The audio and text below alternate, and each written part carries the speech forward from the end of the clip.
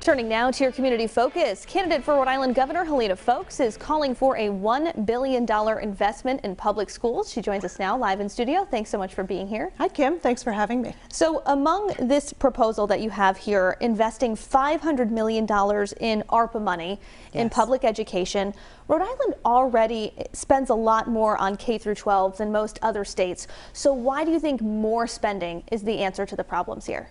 Well, everywhere I go in the state, I'm hearing from people who are worried about COVID learning loss. It's the #1 thing that people tell me. And it doesn't matter what zip code people are in, our kids have taken a real hit.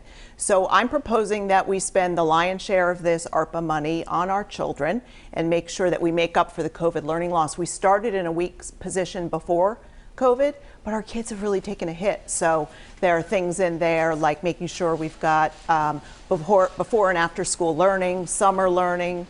We've got mental health support in our schools, a whole bunch of things that will support our kids, our teachers, and make sure we get them back on track. I was reading through the summary of your proposals. You're also hoping to invest an additional $300 million in public education through the state budget if you're elected. Yep. Where is that money going to come from? Yeah, well, a good chunk of it may end up coming from the federal government if Build Back Better gets solved for in some version. So universal pre-K, pre-K for 3-year-olds.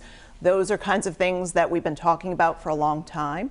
And so I would hope we get federal money. If we don't, we'll have to make other hard choices. One of the things I've said is that if I were governor, I'd be an education first governor, and I would make sure we start with what we need in the budget for our kids and schools, and then we make other choices. Yeah, what are some of those hard choices? What would be on the chopping block? Well, I haven't gone through all of the other lines, but as an example, I think there's a lot of money out there right now that we could be putting to work for people today. So, for example, we got $200 million from the federal government last year to make sure that people were not evicted from their homes, and half of it is still stuck in bureaucracy. So I'd want to make sure we're getting that money out. That's a big thing that I think I could really do for Rhode Islanders is get stuff done, make it work for Rhode Islanders, make sure that the money we have today is being put to good use. Something we've been talking about a lot here on 12 News, the price at the pump.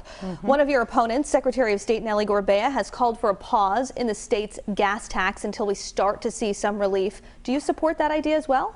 I'm looking at a lot of things. I think that's a real short-term approach, but I would like to see things that are more long-lasting for middle class and lower-income people in this state. So it's one option, but I really think that ultimately what we need to do is make sure, especially with the surplus that we have, that more money goes permanently back in the pocketbooks of all Rhode Islanders. Your name was in the headlines earlier this week. My colleague Ted Nisi reporting that a federal super PAC has been created to support you. That means the group can raise unlimited funds from donors. I know by law that you can't coordinate as the candidate with this super PAC, but are you comfortable with your supporters creating a super PAC to advance your candidacy? The first I learned about it was in that news reporting, so it just shows you how completely removed I am, and I'm focused on my campaign. There's a lot of work to be done, meeting people all across the state, making sure that I get the word out, and so really ultimately that's what I can control, and that's what I'm focused on. We've heard from other Democrats that they're uncomfortable sometimes with super PACs, a lot of big money in these campaigns. Is that something that you're comfortable with, though? Well, I wish there were not big money in all these races, and so that's why I'm going to focus on my campaign. And I think it is a problem I'd love to be able to solve for long-term for Rhode Islanders and the rest of the nation. You were critical of Governor Dan McKee for not knowing about these $3,000 bonuses for Rhode Island State Police troopers.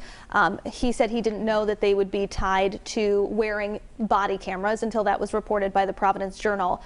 Is it realistic, though, to assume that a governor is going to know every nitty-gritty detail of a contract?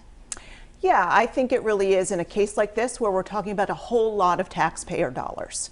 And this started way back when. This was not the first case of it. So I think that as governor, you really have a responsibility to make sure what's the magnitude of what I'm doing here? Does it really make sense to give $3,000 bonuses to lifetime judges? Should we be worried about retaining those judges when they make $200,000 a year? I don't think so. So I think the job of the governor is to make sure you're looking at all the pieces of it. You know what's in your plan. You're holding yourself accountable. And I think there are much better ways to spend that money and make sure that we just have a level of competence back in the governor's seat.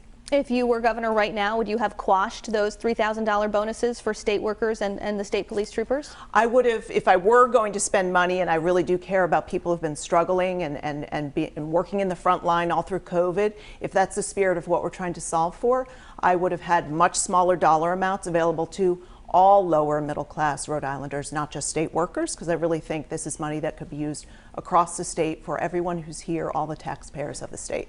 That's all the time we have today. Helena Foulkes, thanks so much for being here. Thank you, Kim. And she joins 4 other candidates in the Democratic primary, including incumbent Governor Dan McKee, as well as Matt Brown, Nellie Gorbea, and Dr. Luis Daniel Munoz.